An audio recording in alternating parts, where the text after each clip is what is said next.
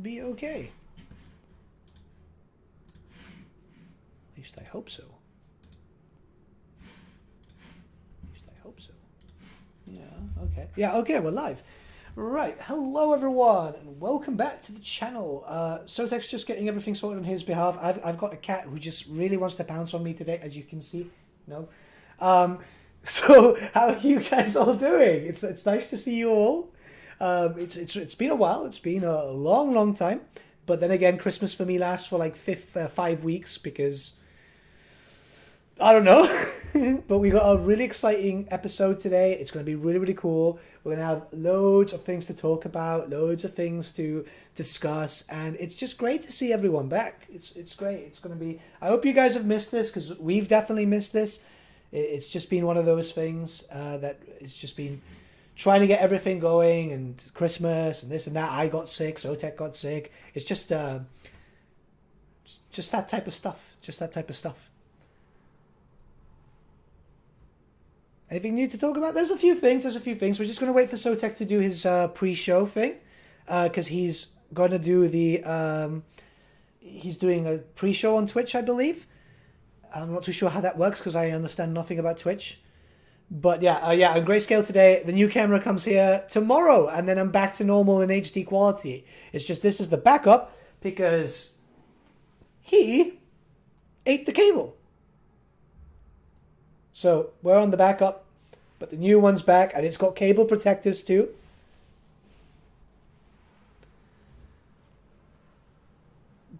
But yeah, I'm okay. 5 weeks of Christmas. I work in retail. We put up the decorations and seasons products in October. Oh, I feel you. I used to work in fashion marketing, and our shop would start putting all the stuff up. And I think they're still doing the stuff. I'm just so glad I don't work there anymore. But yeah, no, it's so cool to see everyone here. So loads of friendly faces and so on. Yeah, no, the cat's not doing it again. I got cable protectors. They're really competent. Like they're really good. I tried to cut through one of them, and it's just they're quite difficult to do that. But that cat just likes eating anything. I can't leave models out or anything because he'll just eat them. So the cat again, he'll be popping up. The other one's sleeping on my monitor, on my PC too. Which actually, I should try and make sure that I keep that area safe in case he decides to try and switch off the PC. So there we go. Sotek will just be ready in a sec. So whilst I'm doing that, we're all cool. So, how are you guys liking the reveal so far? Hello? Can you hear me? Hey. So Sotek's here. Hey, guys. All right. Let's get ready and let's get this party started. Yeah. Let me make sure I'm recording as well. There we go. All right. So, hello, everyone. Welcome back to Lorebeards. It's been a hot minute. For a just myriad of reasons. We hope you're all doing well. And we missed y'all. Hopefully y'all didn't miss us too much. Obviously, you've probably seen me and Nathan around quite a bit recently with all the Total War Warhammer 3 stuff, which we'll, of course, be talking about today. But first things first, we need to kind of get things back on track, which is to say that Nathan, how you been? It's been a while. It's been about a month. Yeah, it's just over a month. It's been Christmas and all that has been fun. Okay, so I need to get this on the record. Can you explain to me what exactly the long ritual is that Gibraltar goes through for Christmas? Right. So we're Iberian, so we take from like the English type of Christmas, and we also take from the Spanish stuff. So we do all the usual stuff as from the beginning of December, and it lasts until January 6th, which is Reyes, which is kind of going with the whole Christianity thing when the three kings go to visit Jesus and give out gifts. So we get double gifts. We get double gifts, which is fun. Well, not so much on the wallet, but it's just a lot of food. I've got a lot of Spanish family, so we do all that type of stuff constantly. It's great. I put on weight though. I put on like 4 kilos. Did you see those? Legs of ham that I posted on Twitter a while back? I didn't. It sounds like it's better for my psyche if I don't. Well, each leg was like 10 kilos, and I ate one by myself. Wow, you were getting some of that ogre cosplay in early. Oh, I love it so much, man. Spanish ham straight from the bone is incredible. Oh. I bet it is. But it's a lot of hectic stuff, but you know, it only comes once a year, thankfully. Yeah, so there was that, and then of course, me and Nathan both had some fun, just awesome medical stuff. I officially found out that I developed a stomach ulcer, so I've been on the mend from that, and it takes forever to heal, but now I'm at least getting medicated for it, and no longer just like, why am I in perpetual agony? And what'd you have going on, good sir? I had 2 issues actually. I had something with my with the wisdom teeth just constantly stabbing into me. It's just they come out kind of weird for me. And then obviously last year, 2020, I had an accident at work where well, I pretty much almost lost my arm. And I'm finally starting to see doctors for it because right now everything's okay. So physiotherapy and so on, and some minor keyhole surgery. I need to get my arm reset, but I've managed to get that pushed back because Warhammer 3 is a priority. Wow. That is dedication right there. Well, I don't need this arm. I don't need it. I can play the game fine. They're big embargoes. I'm in pain, but like, you know, at the end of the day, this stuff that like when are we going to get a big embargo like this again? You know, so it's like I'd rather be in pain and cry a little bit after. We need to fix your arm, but ad revenue. but this is like prime ad time. I can't do surgery right now. Exactly. Post the 17th, it's fine.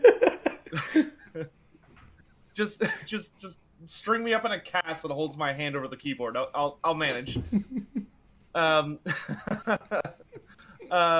So, if you're wondering why Lorebeards hasn't been out for a while, that's why. So, thankfully we're back now. In any event, as part of being back, the first thing we're going to go ahead and get into today, especially because there's a lot to talk about today, and there's just no way we're going to get to everything, is we're going to briefly take a look at some pictures that people have sent us over Twitter using the hashtag Lorebeards for their various paint projects. A lot of people like to show off their painting, and it's been a bit, so I don't even want to think about our backlog. But if we go into Twitter and we have latest pulled up, then we are starting with Hanji. Hanji said, just in time for Lorebeards, as he says, has a Blood Bowl character named Helmet Wolf, who is a absolutely insane looking man with a giant gut and chainsaw. And hot damn. That's cool. I love the mini, and I also love the paint job. That is really, really cool. Man, that dude's got some, like, he may have a gut, but he's also got like some work going in the back. Good for him. It looks great, Hanji. The face came out actually stupid well. You actually painted a pupil on there, and it looks good. Pupils scare me. I don't paint pupils on my models. That's why I do scary glowing-eyed lizardmen or dead people that don't have eyes. Yeah, same. So I can skip it. Helmets above face anytime for me. Damn, that looks great. Who do we have next up? We got Rowan the Accused with some beautiful custodies. What are these, Sisters of Silence? If I know my stuff correct. Sisters of Silence, and I don't know what the standard troop are because he's got the other custodies there, but those are really pretty. What is this GW paint? It's so shiny. This looks, well, I guess he's got GW paint. Well, it looks like he's got some other stuff behind him as well. Damn, these look really, really good. Those, it's kind of like a white silver, which sounds like the most horrifying color to paint with, because we all know white is evil. Yeah. And I can't imagine that a metallic makes it any better. So great job. He's been painting these for about a week or two. Oh, he says it's Vallejo silver. That is really nice. It does. It's super clean. I also really like the basing he did as well. It's interesting. This looks like, I'm assuming this is like after it's been done for a while, but it still looks like they're standing in mud. Like it's retained like a level of wetness to it. Looks great. Yeah, that's awesome. And then going back in time a little bit here, we've got another picture from Hachi, and it's his Lord Croak, and it's the new Lord Croak model. I love this mini. I love this mini so much. It's a shame that we didn't get this version of Croak in Total War, because they obviously put him in the game long before this mini was, I think, even finished by GW. But hopefully maybe we'll one day see it brought to updated in like a Total War AOS.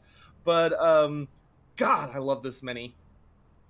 And it's got an excellent paint job. I actually really like the use of making the skink like pink, because it just really adds a burst of color on a model that's very can be very drab colors with like grays and greenish beige and just, you know, like green emerald stone and stuff. So to help the feathers, that skink being just a bright pink really helps bring a nice accent piece to it. Yeah, it's really it does make it pop a lot. Yeah, I find it interesting he went with the version of Lord Croak that has the mask off. It looks good though. Like I'm so glad that when they redesigned Croak, they made him actual mummified instead of just a skeleton with bandages. He's like a genuine mummy now. Yeah. But yeah, I mean, I have a painting buddy working on this model for me, and I'm very excited for when that project finishes. I think. Oh, and we got another shot, same mini from different angle. Oh, that is very nice. Oh, and also I also do want to give a quick shout out and hello to Rodrigo. Obviously, we haven't had pictures from him in a hot minute because we haven't been doing Lorebeards in a hot minute. But he's done pictures for every single who would win, and they're just delightful. Oh yeah, he every time he saw that art, it's just that's so cool. You know, like it just like it takes a lot of effort, especially because he does them quick, doesn't he? Yeah, he usually has them done in like a day. Not if he's listening, which I'm sure he is. Not that we expect that. Take your time. You know, you don't have to do it by any means. We are just delighted to see it, but I just wanted to give him a shout out for that. That's at Lord Magmian196 for anyone that wants to follow him on Twitter, so you can see that excellent artwork. And I think for today we're gonna go ahead. I know we have so many more pictures to go through in the future, but for right now, we're gonna go ahead and call it on pictures, just because there's so much to go through and we don't have infinite time. Yeah. So if you want your models to be displayed here on Lorebeards and listen to us randomly talk about it, feel free to use that hashtag on Twitter. Me and Nathan will be digging through our backlog of Discord posts for next week. All right, so next, before we move on from Tale of Two Gamers, Nathan, what should be the February paint project? If people are looking for you don't have to do the paint project. It's just that if you have like a massive pile of shit and you're like, I have no idea what to paint, it gives you like a point to focus for. So what I've been doing lately, on permitting, is I've been actually for the first time ever working on New Year, New Army. I put a vote out on public Twitter, and then Voldemort decided to screw me over by fudging the results, and I am stuck. I saw that. Yeah, I'm painting Beastmen. Baldy, if you're listening, I love you, but I hate you too, right? He helped make sure you got the best army, man. Yeah, but so what I've been doing is that. So if anyone wants to take part in like that type of stuff, I'm currently working on characters. So I'm working on a Wargore actually. It's using the one from the Beastgrave set of Underworlds. Was it Beastgrave? Yes. Yeah, so I put him on a square because he just looks really cool. So if anyone wants to work on characters, you've got what? Shall we say 2 weeks? We'll say mid-February. Yeah. So two to 3 weeks. We'll play by ear. Cool. So characters, if anyone has any, and you all do, if you collect Warhammer, you definitely have characters hidden away. Yeah, guilty. All right, so moving on from Tale 2 Gamer stuff, let's go ahead and just briefly touch on some tabletop news, because obviously the podcast, we cover all things related to Warhammer, even Age of Sigmar and 40k. We lightly brush on those in the midst of our fantasy stuff. And there has been quite a bit of news in the AOS sphere, which we'll start with. It hasn't been super busy over the last month, thankfully. But of course, the Maggotkin of Nurgle book did release. Yeah. From all accounts and my own reading, it's a pretty good book. Obviously, there was a little disappointment that there wasn't much in the way of new models. Pretty much just got an alternate mini for the Rotbringer Sorcerer. But the book itself is actually quite good. The Maggotkin rules were made a lot more interesting with their disease point system. There's a lot of strategy and tactics revolving around how you want to generate disease points and build your army around it. You can make some pretty filthy characters built up. And a lot of their rules were just vastly improved, which is good because Maggotkin were the oldest book in the setting, which is now an honorific that goes to the Idoneth Deepkin. But of course, there's already been leaks about the new Idoneth book, so we know they're not long for till their update. But my favorite note about the Maggotkin book is that Kugoth Plaguefather's back. Kugoth has been officially unsnapped, un-Thanos snapped from the origin of AOS, where Games Workshop functionally replaced him with Rodriguez Rainfather, which I always thought was silly. Like, they could have, it would have been nice to have Kugoth as a background character. Yeah. But of course, Kugoth is now back as a background character, which is great. And I actually hope that this means we may see him eventually appear on Tabletop, especially since Creative Assembly did such an amazing job bringing him to life. Definitely. And he now has an appearance that Games Workshop could use as a basis for a mini. Now, do I think they're going to do that even remotely soon? No. But I would actually be shocked if Games Workshop did not eventually do some kind of like Legends of Total War model release set, even if it was like limited time or something, where you could buy the characters from or models that are based on the characters from Total War Warhammer without, even if they're not like a major part of the narrative or stuff like that. I mean, they used to do that type of stuff with the older prints and so on. Like they did with, I think they called it Legends too, didn't they? Yes, Legends, Warhammer Legends is the like anything that's not in print anymore. Like they'll occasionally bring stuff back, Blood Bowl teams, fantasy models, ancient 40k minis. So I would love to see them even do that with like new projects, because it has happened in the past, though it was a long time ago. When they released Age of Reckoning, they actually released Grumlock and Gazbag, who were completely unique to Age of Reckoning's storyline. As a lord you could take for greenskins, which was awesome. So I would love to see maybe Games Workshop consider taking a shot at some of those, even if they didn't like, because even if they didn't have like crazy rules, there's no reason you couldn't just run Kugoth as like a generic Great Unclean one with just a really crazy good model. Same for a lot of those other characters. I'm sure a lot of people would love to have, like, instead of just running a regular character on Black Dragon, have an updated Malekith on a Black Dragon mini. But it might be more relevant to characters that won't be appearing in Warhammer the Old World. So like a Celestra Deerfawn model would be great that you could run in like the new Vampire Counts, or in the Age of Sigmar, not Legion, what are they called now? Soul Black Gravelords, there we go. Yeah. I was having a brain fart. Or even Nighthaunt. Like, I would love Celestra as like an alternate mini for a Banshee. That'd be great. Well, if they want to just like release it and say, look, in the future you're getting them for Old World too, so maybe magnetize or have one of those special bases that you could just plop on and plop off. Because I would love, say, for example, like the Kugoth mini or Nikari. We never really had a miniature interpretation for both. That would be great. And we need some proper demon enemies for Old World, because Old World at that point, still Nikari was the big bad for Sinesh and so on. So it would just be nice. Yeah, it was pretty much all the same demons. Exactly. So that's pretty much it in the AO sphere. Tournament seasons are kind of starting back up. I've got a GT coming up next month that I'm very excited for.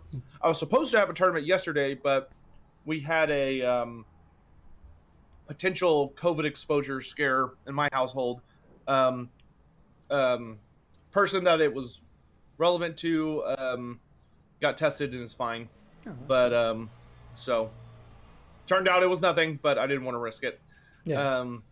I don't want to be the guy that gets my community sick. So anyway, more exciting news on that in the future. But AOS has been pretty tame over the last month. However, Nathan, what's been going on in the 40k sphere? Well, 40k has been given a big push from what we can see. There's obviously the hints towards the Tau, which is big interest for me because obviously I'm a Tau player. Railguns are disgusting, which is great.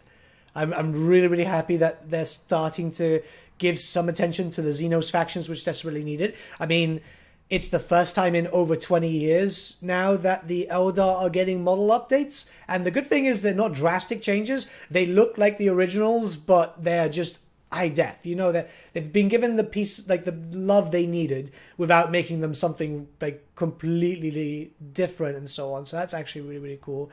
It shows that they're interested. I mean, they're starting to push on little different things. We're starting to notice a little focus towards the Deathcore Krieg too, which hopefully we'll get a better change and not all be Forge World, you know. That would be kind of nice.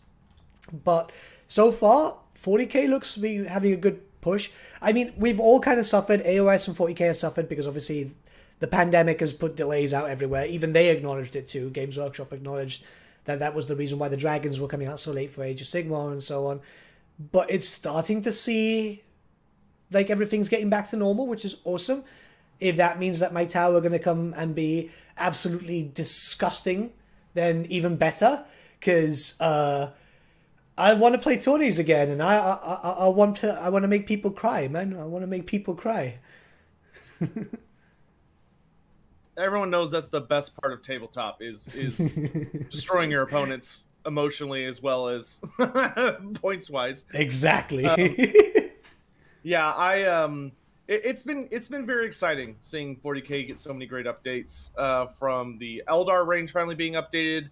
Of course, earlier last year we had Necrons and Orcs, and it's kind of crazy. Games Workshop is refreshing like pretty much every Xenos range. I think Dark Eldar were the only one that didn't, but if I remember right, Dark Eldar got a pretty substantial amount of minis a few years back. Yeah, it's fairly new stuff, and they look good. They have aged really well. The Dark Eldar at least have aged. Yeah, so that is exciting stuff, and of course, like you said, Tau are coming down the pipe. Tau have a very nice looking range, to be honest, but I think there are rumors that they may have some new minis as well, or some updated sculpts. Darkstrider got confirmed, which is nice because he's a cool character. He's he's a weird Tau because he's more like a fuck you, I'm not going to do what you tell me type of character, which is very strange for the Tau.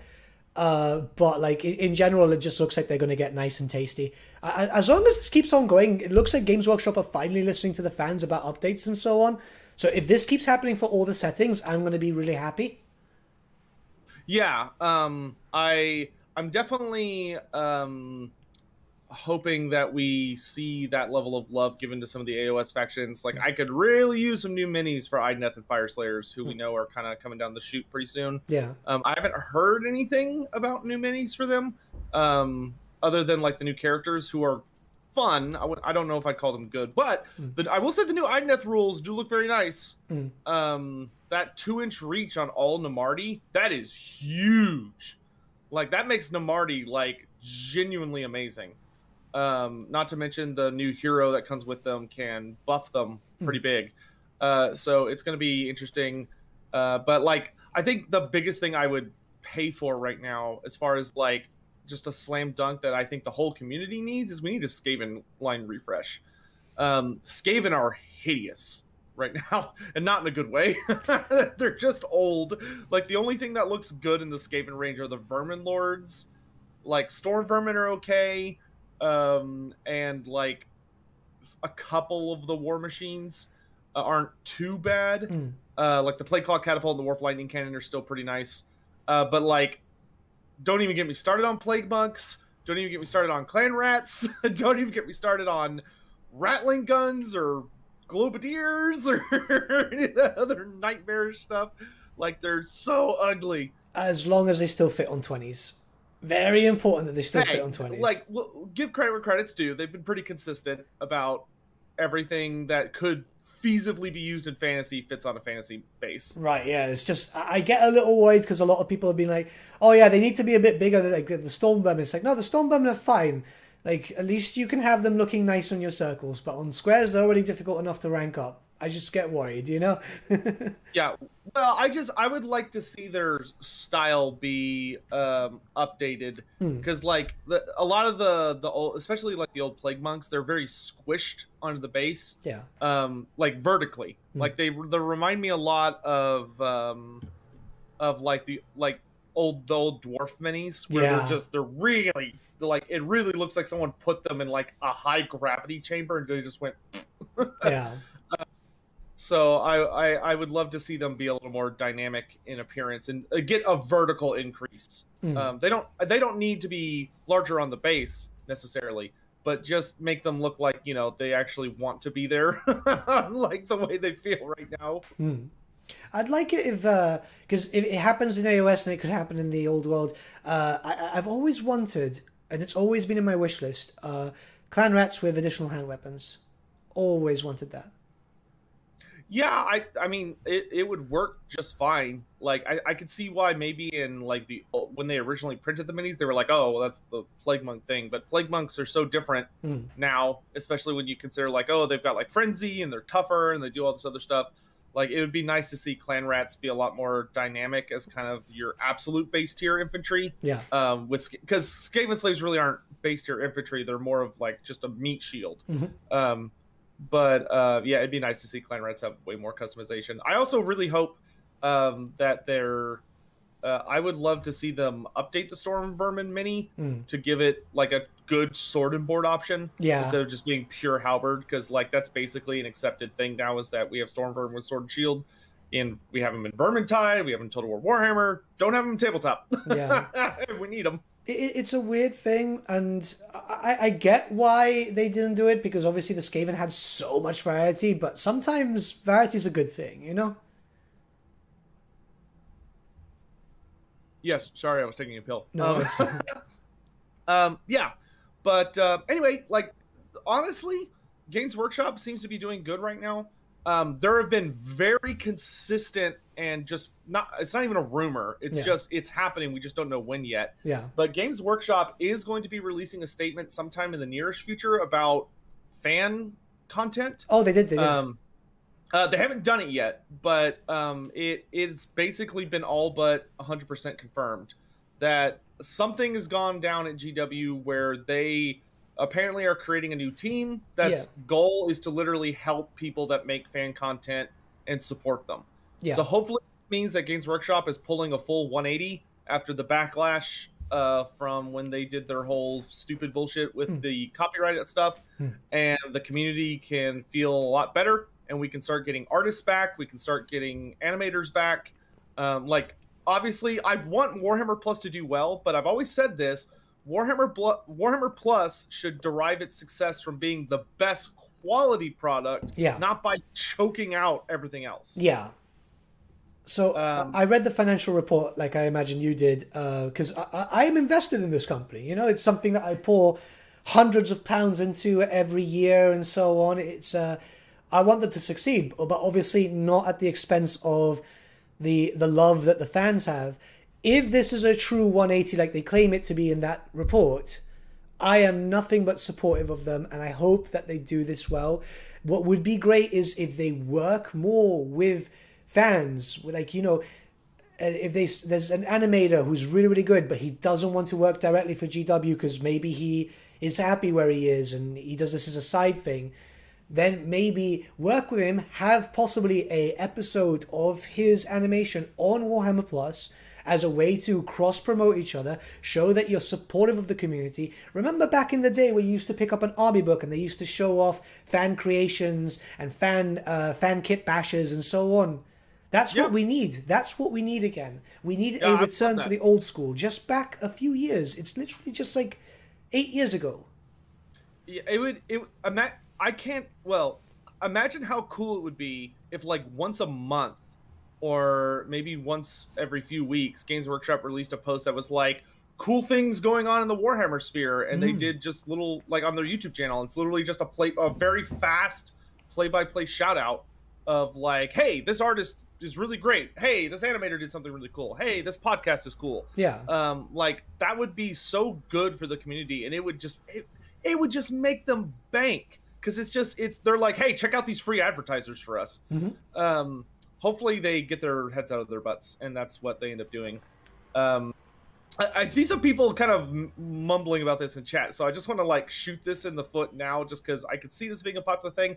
I don't think you're ever going to see Alpha Brusa return to the old stuff, because like he got to launch a show where now he owns 100% of everything, and it's just his thing now, and I can't imagine that he would want to take away from that. Like maybe he might do a little bit of TTS stuff, but I don't think it'll ever be his main focus again now that he has his own show, because that would just be silly. Like I imagine as a creative, he really loves working on something that's all his and his baby. See, I haven't kept up with what he's doing, mainly because like I've been in a bit of a media cave because well, you know, Christmas and so on. But it's always boggled my mind that Games Workshop will work with painters and with modelers and so on, but they don't do it with, like, say for example, a lore channel or a battle report channel or something. It'd be really cool if they got someone and just worked with them, done some community stuff, because if they've done it in the past, they can do it again. It's so important now. You can't shoot your community and then blame your community for it too, especially nowadays. Well, you can. It just oh yeah, it's just not gonna work out. Yeah. And there's so many passionate people in the hobby. Like, you see them, people who work for GW and so on, and they love these fan animators and so on. Sometimes, unfortunately, it's the powers that be that make a silly decision, which they might not be very well versed with the hobby itself, because if you own shares in a company, like a majority share or whatever, it doesn't necessarily mean that you know the company. It just means that you own it, you know? Well, yeah, and to be fair, that whole incident reeked of someone in like Games Workshop's legal department being like, "Hey, we have a loophole here. We need to close it." Instead of someone being like, "Hey, like, let's, be smart about this." Yeah, because it was not done well. I'm just happy that it looks like it's coming back, and they're looking like they're going to be responsible about it, and they want to work with creators, because look, all of us, I'm not just speaking about myself and you and any others, but we all love this hobby. I actually hate the hobby. No, sorry, go ahead. No, but yeah, it's our little world to escape reality, escape the bullshit that we deal with on our normal work days or whatever. We want to escape. We want to go to a little fantasy world or a series of worlds and just enjoy it. We don't want this fucking, like, yeah, no fans allowed type of bullshit. We want everyone to enjoy ourselves. Yep. Plus, like, I'll just admit I am purely motivated by just pure greed, because there are like so many cool things that I want to see that this gets in the way of. And there's even people I love to invite onto Lorebeards to talk about like their history with Warhammer and passion of Warhammer. I know creators who are like, "Oh, I don't talk about Warhammer now because of that incident, because it like hurt some friends of mine that were artists and stuff like that." It's like, oh, that sucks. Like, that sucks. So I would love to see this get rectified. But anyway, we got to move on. Otherwise, we'll be here forever. Yeah. So I'm going to do something a little stupid this week, which is that I didn't do the best job of making sure that I had a who would win scheduled up, so I don't have one queued up, which is why I'm going to kind of look over at chat, your chat and my chat, though if you could keep an eye on yours, that would be good. If anybody has a suggestion while we're talking about last little thing before we get into who would win, we're just going to take one live from the audience. Yeah. So the first one, like me and Nathan are just going to be looking. If we see one that's like, oh, that one would be cool, then we'll do it. But in any event, this is a huge jump back, and I meant to ask it earlier, but I guess now's a good time. how are you doing, Nathan? Are you all right? Are you better? Yeah, I'm good, man. I'm feeling a bit tired because between physiotherapy, I'm trying to get back into the swing of things. I had a game of 8th edition yesterday. Oh, how'd that go? Horrible, horrible. I was playing Tomb Kings. Ooh. I got hit by an ogre bus with 2 bruises and a tyrant. Were you? I'm guessing you weren't running like 1,000-point Tomb Guard Death Bus. No, I went fluffy. That was a bad time. I went fluffy, and next thing I know, there's a big ogre bus with like half of its points was literally just freaking additional hand weapons, two bruises, and a tyrant. Did he have the audacity to be like, I am technically also being more accurate, and just like, you son of a bitch. I got reamed. I tell you though, it was so fun because I never really give Tomb Kings a shot. So I was like, you know what? I want to play them. I've got the army there. I've got half of them here because the other half is being sent to for some repainting. A friend of mine's doing that because obviously I'm busy with the Warhammer 3 stuff. But like, I am so happy with the Tomb King army just because they were bad, but they're as bad as I remember. So I still had a bit of fun. Yeah, I mean, they can be good. It's just you have to. They're one of those armies that they're like beastmen, right? Yeah. They're good if you build a very specific army list. Or if you know you're going to fight ogres in advance, just run like nothing but Death Lich Priest and hope you're level 4 against Purple Sun and just throw it at him. It was just insane. But yeah, how are you been? I'm good. I had good days and bad days thanks to this stomach ulcer. I'll have a day where I just feel like I'm perpetually having the worst heartburn of my life, and I just kind of have to endure it. Yeah. I could take Tylenol. That's basically the only, which it works very nicely. Yeah. But most days are good. I have to take a med that basically is like I have to take it as soon as I wake up, and that way I can just kind of hang around for an hour. Yeah. Waiting for it to, because you can't take it with anything. Because let me tell you, if there's anything in your stomach and you take that thing, it's gonna clear it out. You're not gonna like it. So I have to take that pill twice daily, and I'm gonna be taking it for like 3 to 4 months. Ouch. Because ulcers take a long time to develop, but they also take a long time to heal. But I am feeling better, and I'm glad I figured out what it was, and moving on. Oh, that's living good. life.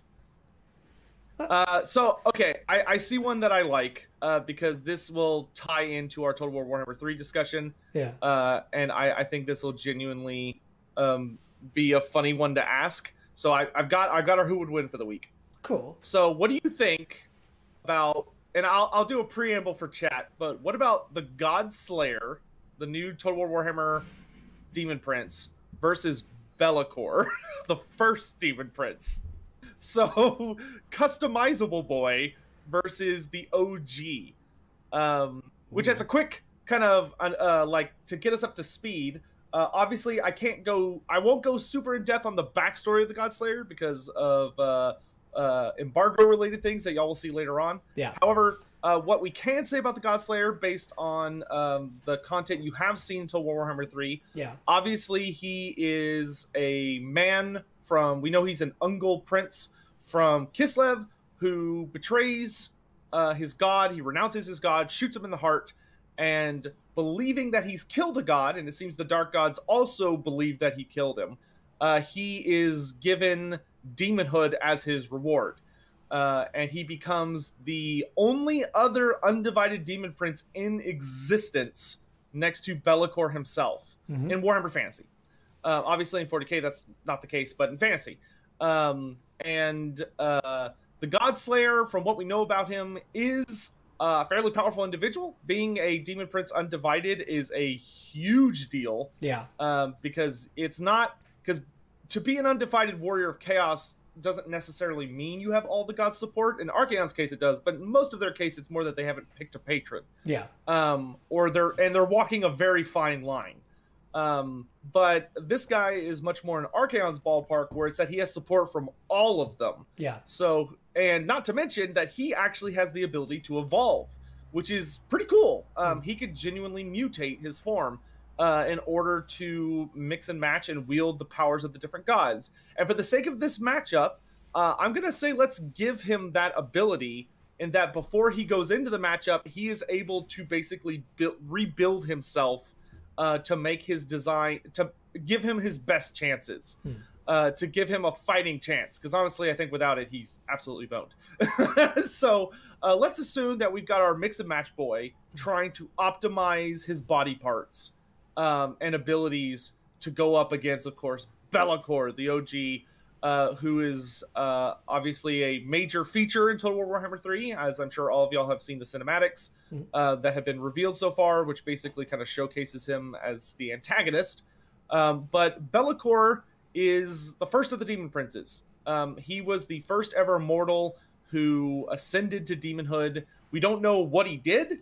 We don't know who he was. All we know is that he was some kind of mortal that did something horrible, likely betrayed his people and did some other kind of nasty thing. And such were the atrocities he committed as a terrifying warlord in the name of the dark gods that they all were like, oh, this guy's awesome. And they elevated him. And then he basically pulled a sneaky trick where he went around. They summarize it very quickly in Total War Warhammer 3. But basically what Be'lakor does is he sneaks around to each of the dark gods one at a time. And he says, hey, I want to be your big guy. Like, I want to be your champion. I don't want to be the champion of the other three. I want to be your champion. So give me more power so that I can do that. Like, give me everything you got. And that god would go, okay, yeah, and would give him a ton of power. And then, of course, he would immediately go run off to one of the other three, and he did the same thing for all of them. So he gets an immense amount of power. He's basically the 5th Chaos God at this point. And then they lose the war because Be'lakor was so concerned about his own hubris and basically setting up his own nation in the old world being worshipped as a god that he wasn't paying attention, and the elves used the vortex, and all of a sudden Bellacor's like, uh-oh, because all the demons start fading out of reality. So Be'lakor, because the gods picked him as their ultimate, ever chosen essentially, and he failed, they got super pissed, and they stripped away a lot of his power, and Tzeentch blasted him with the curse that made him into a shadow, so that he could never interact with the world ever again. But of course, Be'lakor, through the events of the Warhammer Fantasy timeline, eventually breaks free of that, and utilizes that shadow as a gift, becoming the Master of Shadows. And he actually becomes the most powerful shadow caster we know of in Warhammer Fantasy, because he is literally like made out of it essentially. And he has the ability to his sword, which the Blade of Shadows, I think, if memory serves. I think so. Nathan will look that up first in a sec. But his sword is very terrifying. It is a living shadow. So as Be'lakor is slashing at people, his blade has the ability to phase in and out of reality at will. So when Be'lakor swings a sword at you, when your sword, if you try and block him with a shield, he can turn his sword into a shadow, so it phases right through your shield, and then once it's through your armor and in you, he turns it back to being a physical weapon, so now you're just impaled. And he's very good at using that. Not to mention that he is a really big, scary demon prince. He hits like a truck. He can fly. He's an incredibly gifted sorcerer. Easily the best shadow caster in fantasy. And is a pretty conniving, self-centered son of a bitch. But we love him. So those are the characters. So keep in mind that our champion, we'll call him Daniel, since that's what CA decided to call him. So the Godslayer, Daniel, does have the ability to customize his bits. He can be wielding a lot of powerful gifts. He can have like the flies of Nurgle. He can have an axe of Khorne. He can have a brass collar to make him more immune to magic. So there are a lot of options, but obviously he can't quite reach the pinnacle of super items that Be'lakor has. But maybe he'll be able to make up through basically being Ben 10, for those who know that reference. So a very unconventional matchup. But Nathan, what do you think? So he's an interesting character, that's for sure. Well, both of them really are. Be'lakor is someone that I've followed throughout multiple universes of Warhammer Fantasy. Warhammer Fantasy, Warhammer in general. It's a bit of a strange thing because obviously the premise of the game puts him at a very big strength because title of Godslayer is you need to be quite strong for that, you know? Yeah. Granted, you know, he doesn't succeed at killing Urson. He just mortally wounds him. But still, mortally wounding a god is like, yeah. All right. that's a pretty impressive feat. Bellicor, on the other hand, is able to always kind of come back in a sense. You know, like he's been defeated a lot in lore. You know, we've obviously got the first iteration when he becomes a demon prince and so on, and then Shadows over Albion. It's kind of his fault too, but he's always very active. It's a toughie mainly because we've only just started learning about Godslayer. Like, I hope that this means that we'll get some expansion towards this in the future, because obviously Andy is known to do those little ebooks and so on, and a bit more context would work on the character. He's very strong, but I don't know, maybe Bellicor could find a way. The thing is, you've got to go by... Bellicor could lose, but then he'll come back because he's that spiteful and try again and again and again. He's Team Rocket, isn't he? Right, but for who wins, it's like who gets the first kill. Yeah. So like if Bellicor like gets destroyed, like yeah, he'd come back. He always does, but he would still lose from a who would win perspective. Yeah. So he doesn't get to pull his I have plot armor as the main villain always come back shtick. Can Godslayer switch around? Just once? No. He gets to basically like design he's like Batman. He gets prep time, but once he's in the fight, whatever he's got, that's all he's got. Oh man, thing is, I don't know, man. I'd see possibly Bellicor as the strongest. Like, obviously with the whole Blade of Shadows thing, it kind of puts him at a really good position. It's a very, very powerful weapon. It's really tough because I'll be very honest with everyone in chat. When it got revealed to us, it's like, oh yeah, you're getting another Undivided Demon Prince. It's like, oh, this is confusing. Yeah, our me and Nathan's first reaction was kind of like the if we had a lore vein here, it would have started pulsing, and we were kind of like, I don't know about this. it's I'm gonna have to go with Bellicor because he was the first son, but it's still like until we can know more about the character, I'm like really at a. It's literally a 50-50. Like it could be down to a dice roll in a sense, you know. That's fair. And you know, one thing I will say is that obviously the Godslayer has a lot of different specs he could do, and he being a demon prince is likely quite familiar with Bellicor, but I will say one thing about Bellicor that is worth noting in his favor is that Bellicor has two advantages that I think are important to observe, which is that one, Bellicor only has a very set limit of powers. Which means he's not as like able to adjust to any scenario, so to speak, as the Godslayer could be, but he is a complete master of what he's able to do. Whereas the Godslayer, as someone that's constantly shifting around and like getting new limbs, new weapons, new powers, is going to be someone that's basically always being thrust into being a kind of like a jack of all trades, master of none type situation.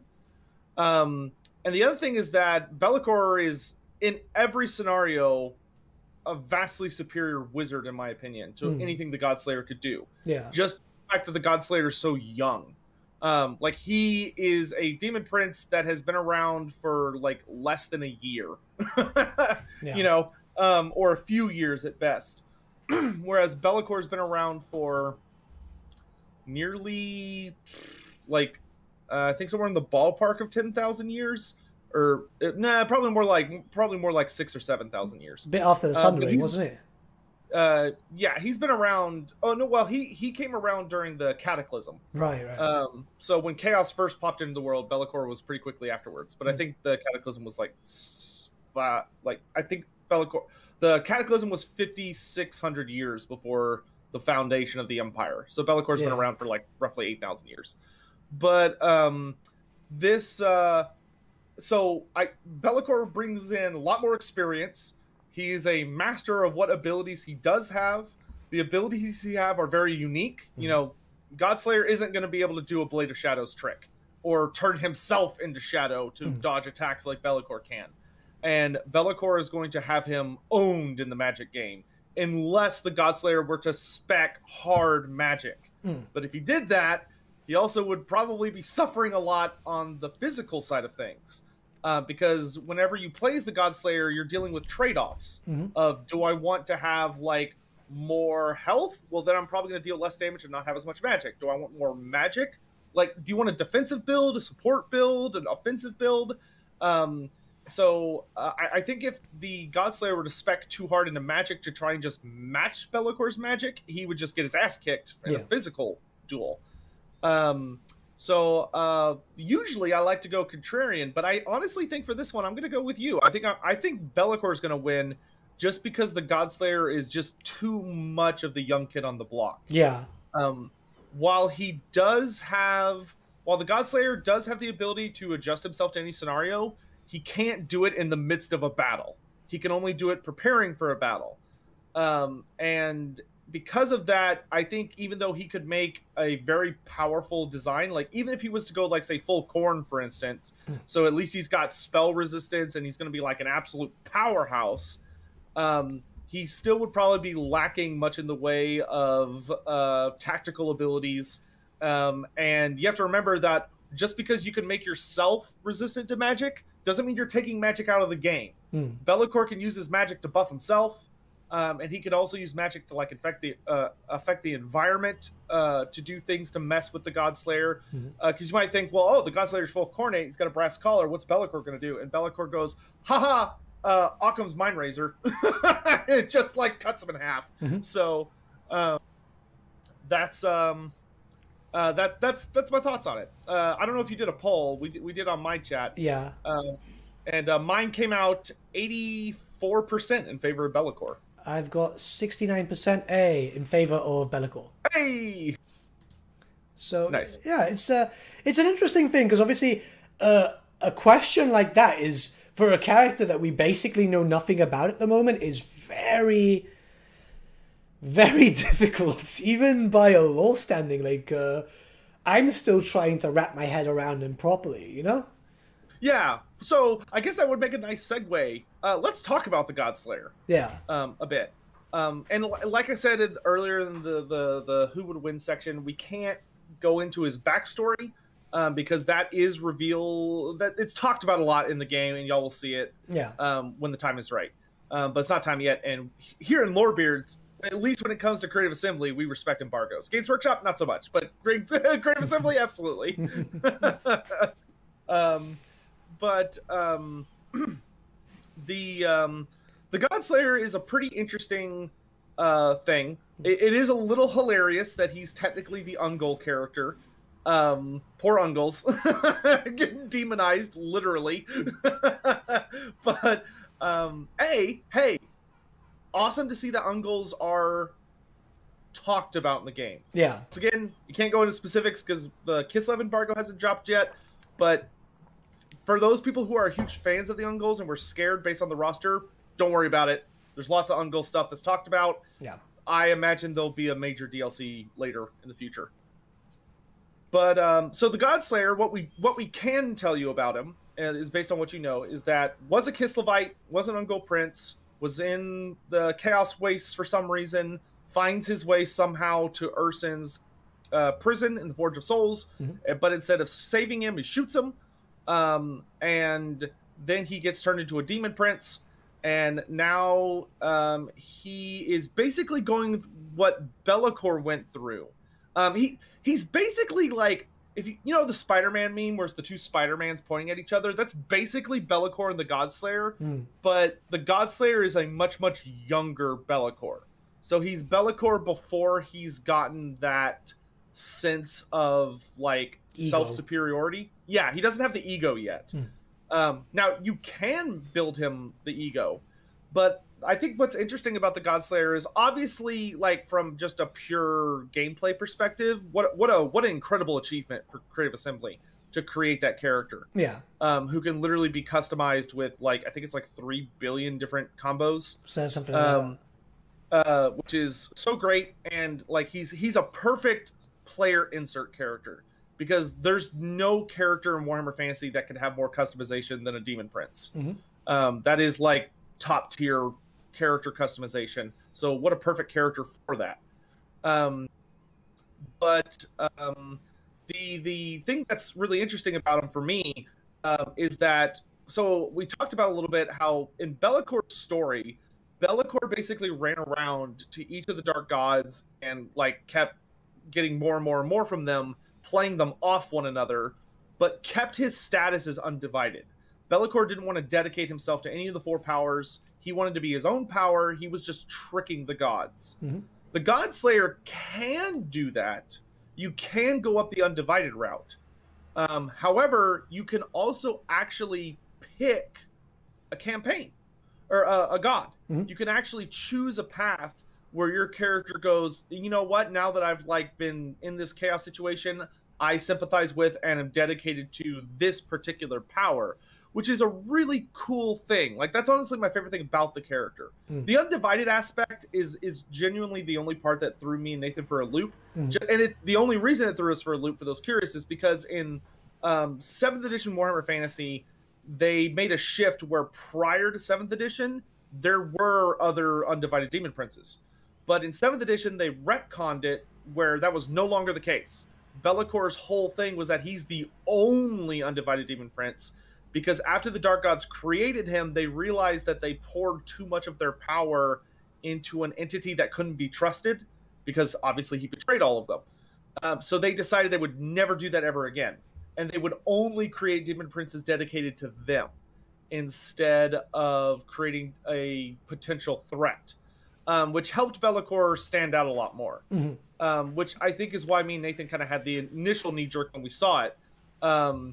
And that remained consistent all the way through the end times. After 8th edition, was that Be'lakor is the only ever seen undivided demon prince. And even in Age of Sigmar, I believe he's the only undivided demon prince still.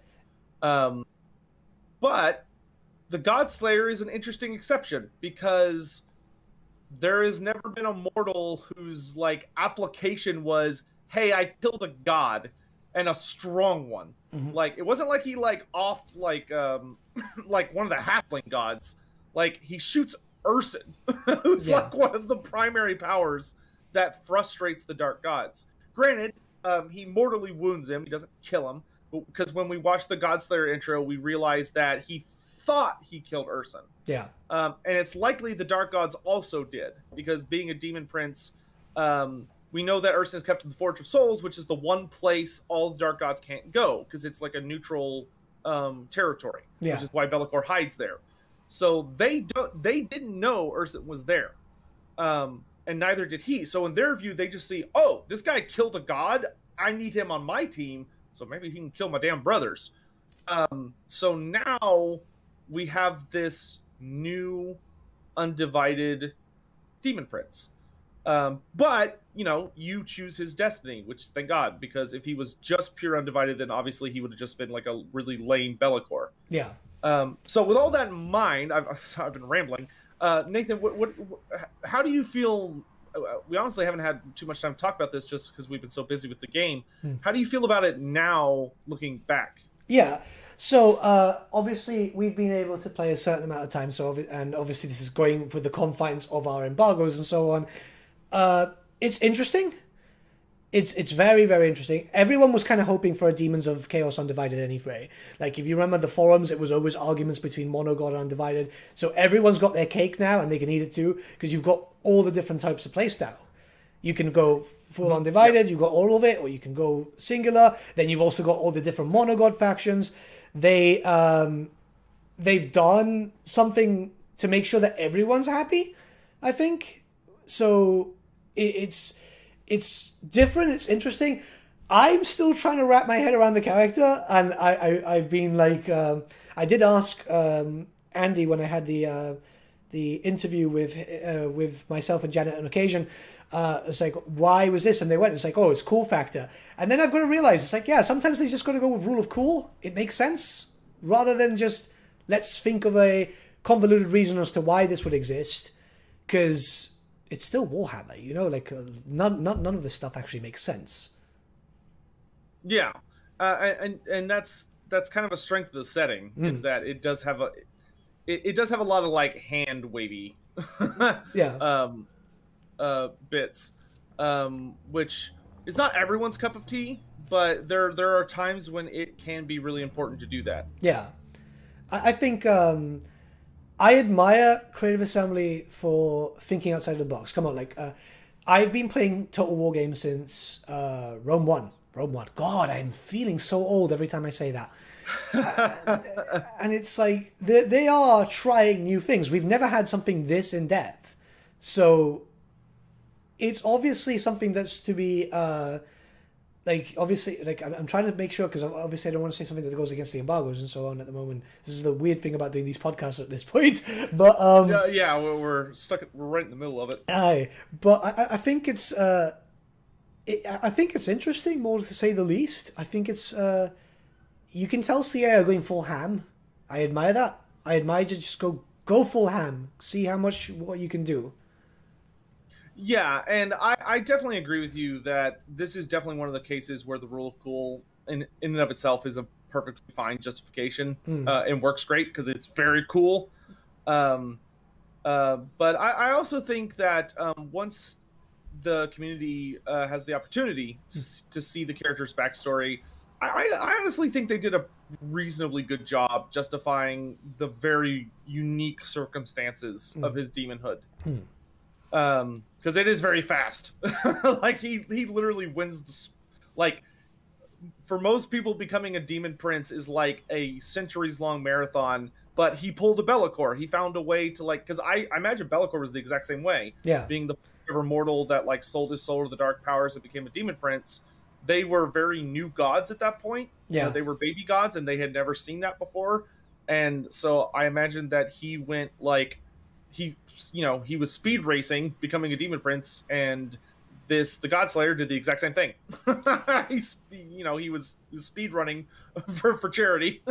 It's important for people to know, because obviously a lot of people who are watching these streams and so on, they've probably we've got a lot of tabletop guys and a lot of lore guys, but a lot of people just know Total War and they're just learning about Warhammer. But say for example, like you said, this was very fast, whereas say Archaon, the Everchosen, he was born shortly after the whole Asavar Kul thing, so he's a few hundred years old. This this demon prince would not be that old in a sense. No, not by any stretch of the imagination. Dude's like a baby by chaos standards. Yeah, it's like he's like less than 50 years old. Dude is young. Yeah, because when you see that, you have to be someone who is quite powerful of will, I'd say, more or less, to be able to get a blessing at that age.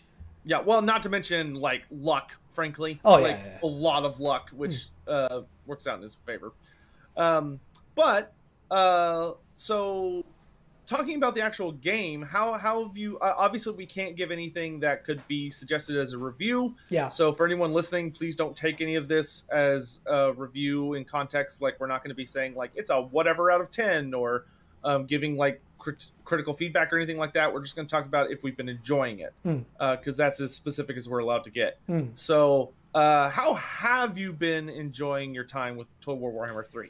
I've been enjoying it. It's obviously a lot of us have been waiting for demons for a long time. I played demons in tabletop. I played demons in 40k too, so I was just waiting for demons here. It's one of those factions which I knew was going to be one of the last that we'll ever see, but at this point it was like, oh yeah, this is cool. I surprisingly did not go for a Sinesh build with Demon Prince. I kind really? of Which one were you kind of drawn to? Zinj, funny enough. Really? Yeah. I told, I remember I was telling Josh, the influencer manager, for those who are unaware of him, I was like, yeah, I didn't go Sineshi with Godslayer. It's like, oh wow, that's surprising. It's like, yeah. yeah, it is surprising. When I streamed the Godslayer, I was trying to go undivided, but I felt myself constantly being drawn to Nurgle and Khorne, because of I just like pretty numbers. I just like to watch numbers go up. And I really like being tanky. Like my thing is I love a character when they're able to just have like tons of health and tons of armor, tons of melee defense, and that's just what Nurgle is. So like I was doing my best to try and keep the character with at least one part from every god, or to have more undivided parts. But it was really hard for me not to be running Nurgle bits on my demon. And but I'm so happy we got a genuine Demons of Chaos faction. Yeah. I hope one day in the future, in like a possible future, we can get Be'lakor added onto it. But I'm so glad the faction itself is there. Yeah. Though it's hilariously like OP in single player. In multiplayer, they actually toned it down to be just the demons of actual demons. So it's like it's pure demon in custom battle multiplayer. With it doesn't even have exalted greater demons. Like you have to have a demon prince, and then it's just demons. Yeah. Whereas in single player, you have all of the rosters and all of the major mechanics of the other gods, but they actually do balance it nicely because you don't have a tech tree. You actually do not have any tech whatsoever. All of your abilities literally come from that you're kind of just getting god the powers of all the other gods, but you like your units don't really get better over the course of the campaign, and you're not able to enhance your abilities like you would as a mono god. So they actually struck a really nice balance. But I love that I could play an army like Demons on Tabletop, which I consider proper Demons of Chaos. And that like, oh, I've got Plague Bearers backed up by Seekers of Slaanesh, backed up by Soul Grinders, yada yada. And I know for me, when I'm playing that faction, I'm going to be that nerd that like I refuse to run any mortal units. Like even though they're allowed in the faction in single player, I'm like, nope. I'm a purist. It has to be demons, demons only. It's a club. It's been fairly different, like when you factor in the mortals, especially when some of the mortals are quite strong. Like for example, obviously we've been able to show off Khorne now, so we can talk about Khorne. When it came to it, I was like, oh, why am I going to need Warriors of Khorne? And then I realized it's like, wow, they're kind of tanky, you know? And yeah, they're your only armor. Yeah. Like, it's the only armor in your entire faction. And I'm glad that they gave a proper use to the cultists. So the cultists of Khorne can summon in some bloodletters, and if you upgrade it... I really like the cultist hero. Yeah, because I thought it was going to be useless. I honestly did. No, I was in the same boat. Like when I was playing I played a Scarbrand campaign on stream, and I didn't think about getting a cultist. I was like, oh, I'll just hire him and like send him out to give me corruption in a lot of places. I looked at his skill tree and I was like, he could summon a bloodthirster? Like what? It does make it a bit more useful. I was talking to, funny enough, to Damders today, because he wasn't too sure about them. I was like, no, look, they're melee based. He can do quite decent damage because stat wise they're all right. I was like, and being able to summon in some extra support, especially when, say, for example, you're fighting inside the realm of chaos, you want a little bit of extra summons to help you push yourself through it, you know? Yeah. Yeah, and I'm definitely excited to check out the other cultists when we're able to live on stream. Yeah. Yeah, but that's yep. Yep. So okay, I see this being talked about in chat, so I will address it just because CA did put out an official statement on their Discord and such. So we will note that Be'lakor is in the game, and you are able to get him by beating the campaign, but he's not a legendary lord. He's just he's like a bonus lord you get after you beat the campaign. So he doesn't have a standalone campaign that we're aware of, which we would be aware of it by this point, I would hope. And you don't unlock him for future campaigns. You can get him only in campaign after you beat it, and then he just joins you as a lord regardless of who you're playing. So like if you're playing Kislev, you can have Be'lakor. If you're playing Cathay, you can have Be'lakor after you beat the campaign. I do think they note that you get him in like custom battles and stuff once you've beaten the game, but he does not have a standalone campaign. Yes, it's weird, but it is what it is.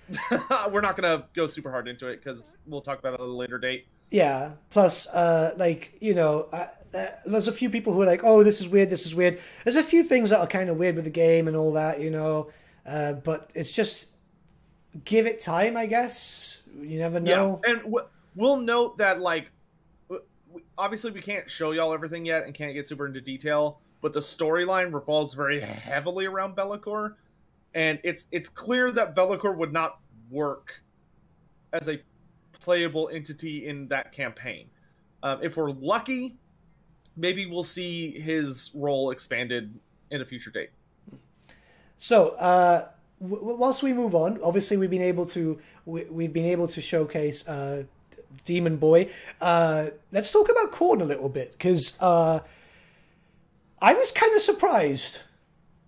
I thought Khorne would be boring. Yeah, right? I know, because Skarbrand's fun. Yeah. He is super, super fun.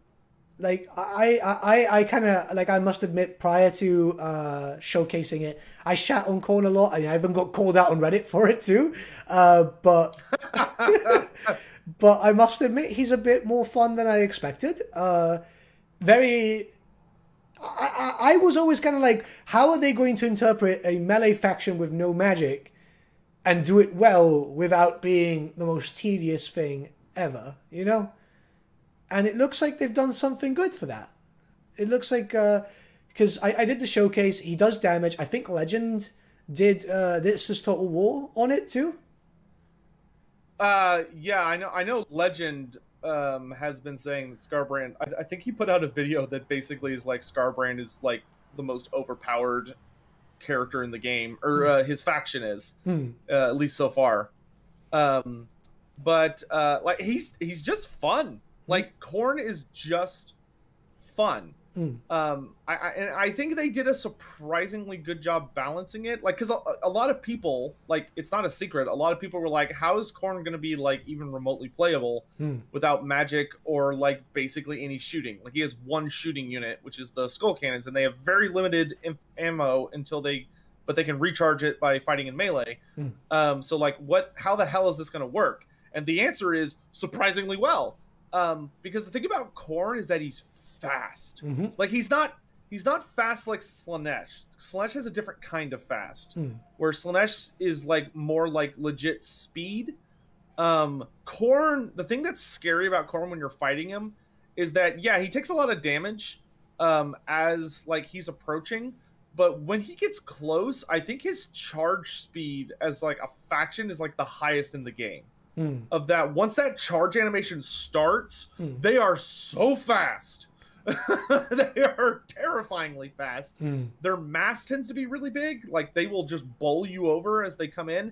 And the other thing is that all of the demon units have this amazing ability where the more kills they get, the stronger they get, in a sense. Like, I think it's for all of the bloodletter stuff. So, like, bloodletters, standard ones don't get it. Standard bloodletters don't get it, but exalted bloodletters do. Yeah, so the exalteds and the blood crushers, I think it's like once they get 80 kills, they get a huge buff. And of course, Skarbrand, once you get his axes, slaughter, and carnage, he gets 1% extra damage for every kill up to 100 kills, which he will get hilariously fast. And like he's a juggernaut. He just does an obscene amount of damage. And like, we're not even talking about like the really hilarious shit you can pull in campaign. When you get into the realm of Khorne, you can find some weapons there that are kind of hilarious. Yeah. But they've done a very good job. Like, Skarbrand or Khorne is a very aggressive faction. It's got some of the best cavalry in the game, because they have two different forms of elite cav between the Skull Crushers and the Blood Crushers. Not to mention that Bloodthirsters flying makes them hilariously mobile. Yeah. Especially for a unit that, like, any other flyer in the game is going to get its ass kicked by a Bloodthirster if it's not supported. Like, you could say, oh, well, Like, I'll just take a Star Dragon. Yeah, dude, the Star Dragon's going to get his ass handed to it Yeah. by that Bloodthirster if you don't help it. And if you know how to play aggressively with multiple lords, because I did this within the turn limits, because you obviously get more growth as you do more damage, right? With the two with your lords, you can get them very early on if you're just hyper aggressive. Just have like 2, sometimes 3, because I did that within the 50 turns. Just getting the 3 lords, so Scarbrand and 2 heralds, and just go out there and just do damage. You can level up your bases super, super quick and then just get Bloodthirsters. It is really fast if you're aggressive. And they've tailored it to be aggressive. And that's the thing, is that Scarbrand is a perfectly designed faction if you understand Khorne's playstyle of that. And I did it wrong, but I still found a way to do it that was very, very enjoyable, where you don't really want to doom stack with Khorne. It's more about having as many armies as you can that are manageable, because the more growth, because that's the thing, is that the thing they did that's so clever is that every Khornate army provides faction-wide buffs to your empire. So it's a flip on typical Total War Warhammer armies, where normally you are building infrastructure to support your empire, and then you have armies that are there to defend it or like expand it. Khorne is different. Khorne is, I have armies to give me infrastructure because your armies are what are giving you upkeep production, growth, healing, campaign movement. Like normally that's stuff you get from like, oh, I'm going to do a commandment or a building. Khorne does not have a single growth building. Yeah. In the entire faction. He doesn't, I don't even think he has any growth techs. But if your army is just fighting, you're going to have just the most growth out of anybody in the universe because like I think each army gives like, if it's at max, I think it's like 80 to 100 growth. Something like that, yeah. Faction wide, which is obscene. Like that is so, like 3 armies. So that's like 240 growth to every single province on the map that you control. Like, damn, son. That's a lot of growth. And especially because Scarbrand can do it. What I've done, which is within the turn constraints, I plopped him in areas where settlements are kind of close, and obviously, you know, Scarbrand can keep moving. It's you can get that pretty fast if you plan your teleportation early. Yeah, and I think Nathan also did a really good job of explaining, honestly, what makes Scarbrand so strong is that I think a lot of people, if you do what I did, you're going to struggle at first until you kind of get the hang of it, which is Scarbrand is not Taurix. Yeah. Taurix is a doomstack faction where you're really supposed to build one army, make it as obscenely powerful as possible, and it literally just bulldozes through the campaign map. And you can win and that's how you win the campaign. Is you make one really powerful army. If you want, you can make more, but you don't need to. You just make Taurix like hilariously strong, make his movement basically infinite, and he just runs around smashing everything. That's not how Khorne works. Khorne is more of, you want legions going out. You want multiple armies, as many armies as you can, fighting as much as possible. It doesn't matter what they're fighting for. You don't need to take settlements. You don't need to like have an objective, really. You just need to run around and smash with as many armies as possible, because that's how you're getting all your campaign buffs to make your empire build up as much as possible. We also should note this is made possible because, thank God, supply lines was drastically overhauled, and now it's like a single percentage per new army instead of like 30 or like 20% per new army, which was horrible. Yeah. Especially like for like, hopefully we'll get to see like a combined map one day in like the coming future. Like I'm not expecting to see it for many months. Yeah. But like if they're gonna do hopefully the whole planet, which they should, please CA do it.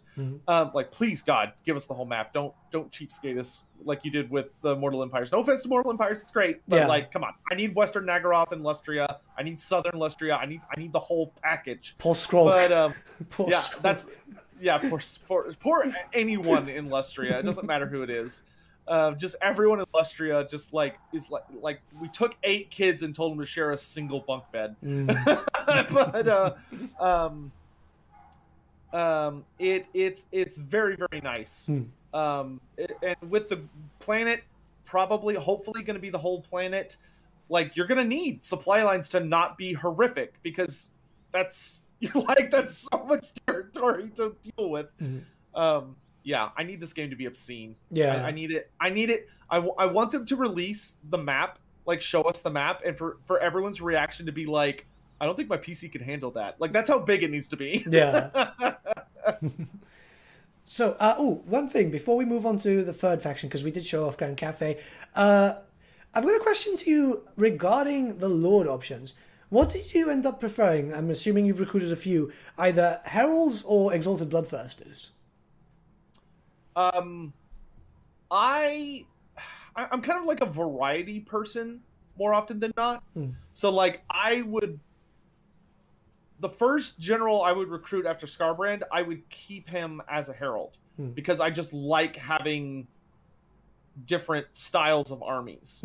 And I also like kind of building him more as a support character, especially like once you get him if you get him up on like a Blood Throne or build him up like for a Juggernaut themed army. But I am not someone that likes to run optimal builds. I like to run like thematic builds. And so for me, I keep him as a herald. Like if it was like my second generic lord or my third, then I would upgrade him to an Exalted Bloodthirster.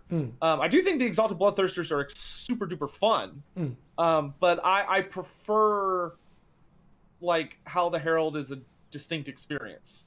He has some very nice buffs.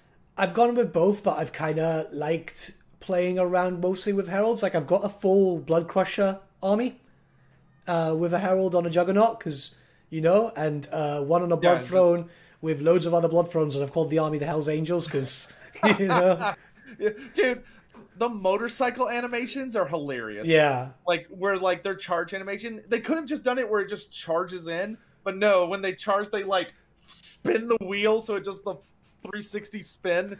It's so funny. It's so good. How do you become okay? So for anyone that hasn't seen it yet, I believe it's level 15. The Herald will get a dilemma, and if you choose there's an option you can pick that evolves them into a new Greater Demon, which rolls them back a few levels too. So I believe if you're 15, you roll back to rank 7.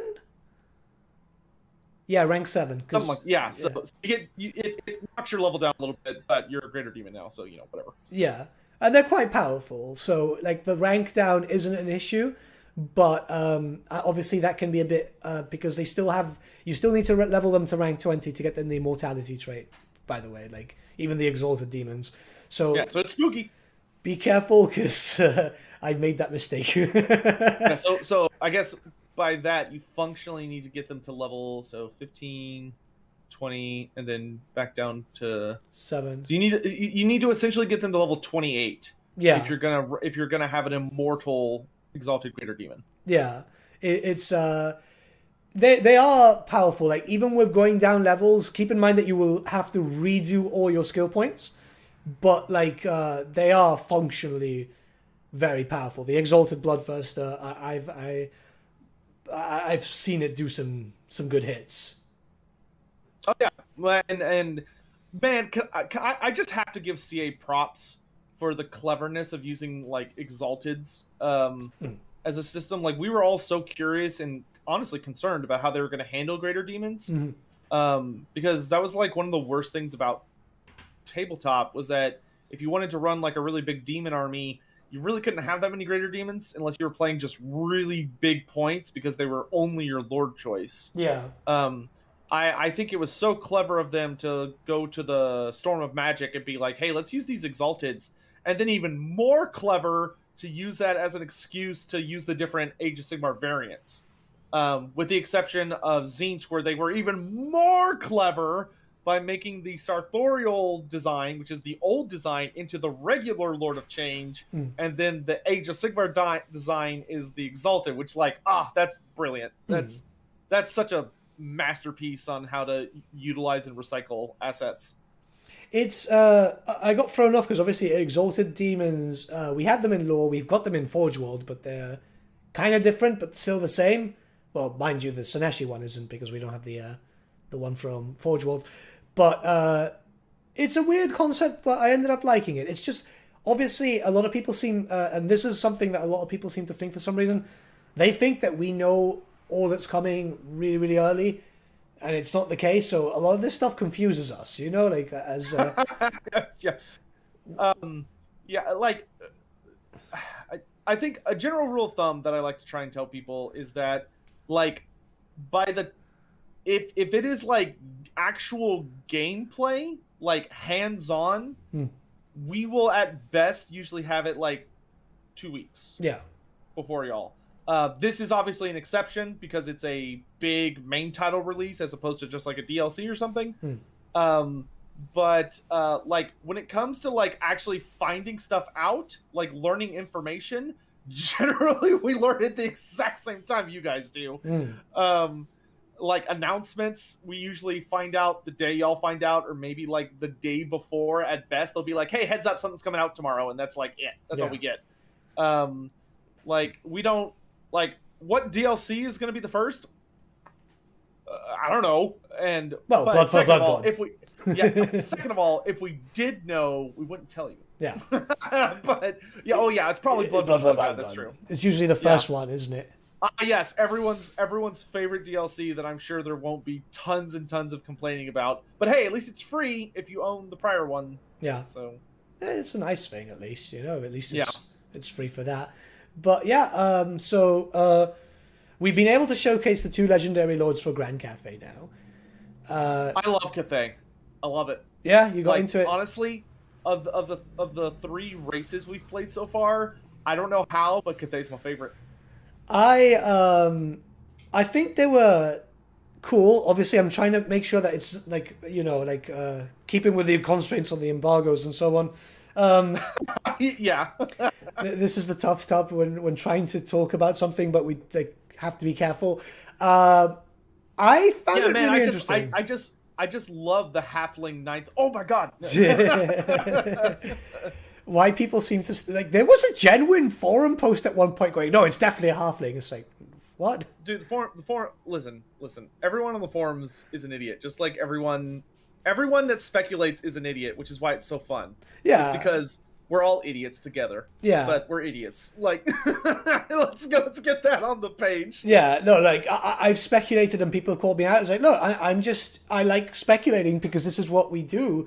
But like don't get me wrong, I would love a halfling lord at some point because I think it would be kind of hilarious. I mean, I need a hot pot cannon. Yeah, or a catapult. I need the hot pot. I really want Kathleen, man. I want the soup tank. Yeah, like so bad. Anyway, so I'll let you go first. Yeah. How's your experience been with Grand Cathay? So I thought that playing as Miao Ying was a lot more aggressive than I expected, because obviously you've got those rogue armies spawning in, and it is a great way to power level characters, that's for sure, whilst also giving you urgency. Playing as Dragon Bro is a bit more chill, but it allows you to focus on doing various different things. Like at one point I just decided, I'm going to go attack the Mountains of Morn.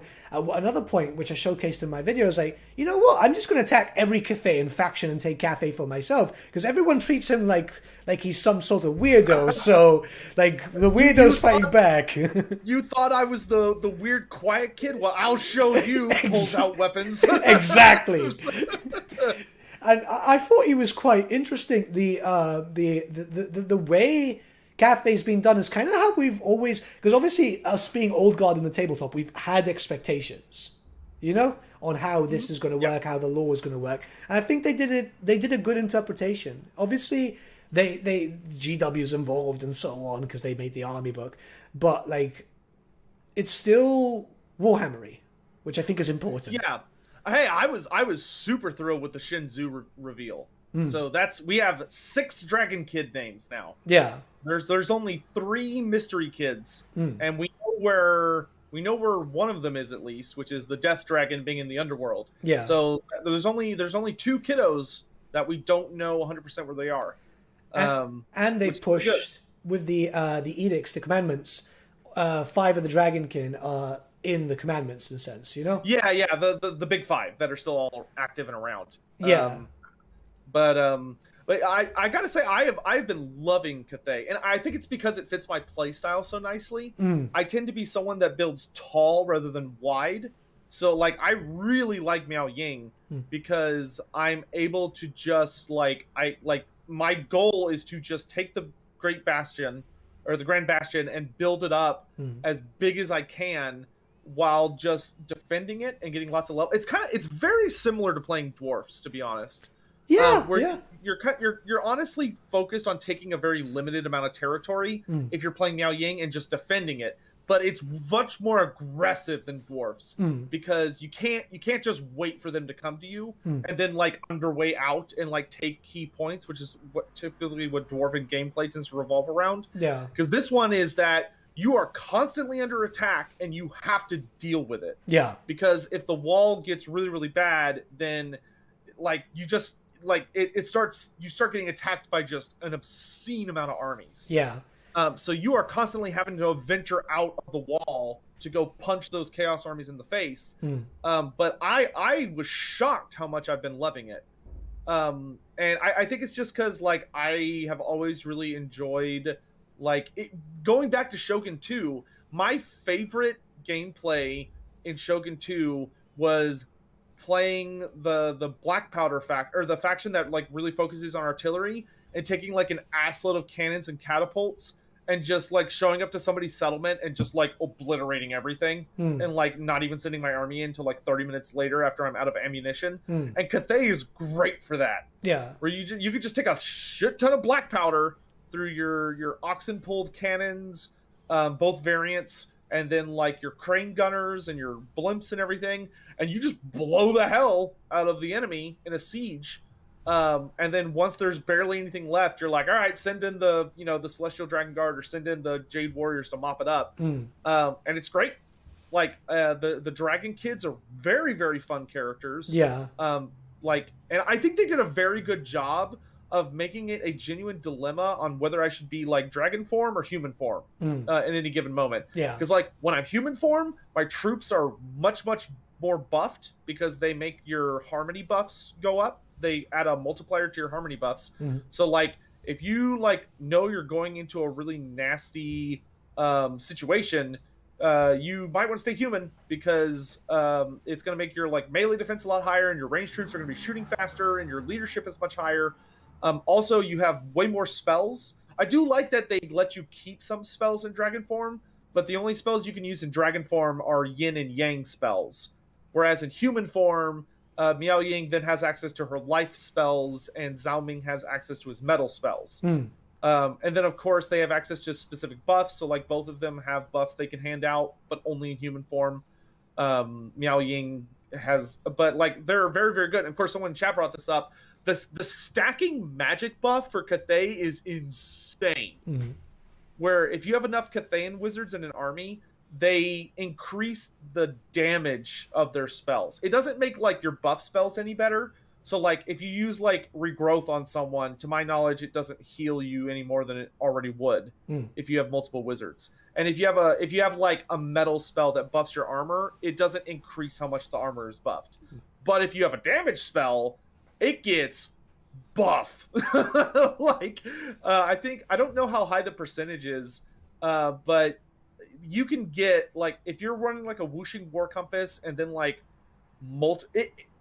this game did a brilliant job of making it where running multiple wizards in an army is not only viable but just great. Like even if you're not playing Cathay because they have that explicit buff, when I was playing the Undivided, like I still found myself stacking wizards because like Arcane Conduit is now just a generic passive that just allows you to pull your Winds of Magic out faster. So like if you have multiple guys with running all these buffs to get your Winds of Magic as fast as possible, it just means you get to use a lot more spells. And I've been genuinely like bonkers. Chat is saying that you can actually boost up the buffs from Turin's stream. Apparently they managed to get one to 200%. Whoa, 200%. Okay, wow. Spooky. Yeah. I know there's some spells it doesn't work on. I'm not sure which ones, but at least that's what CA told us in a meeting. I don't. Maybe they changed it. I don't know. They changed some stuff about letting us know. Like, for example, the blood hosts originally weren't supposed to have upkeep.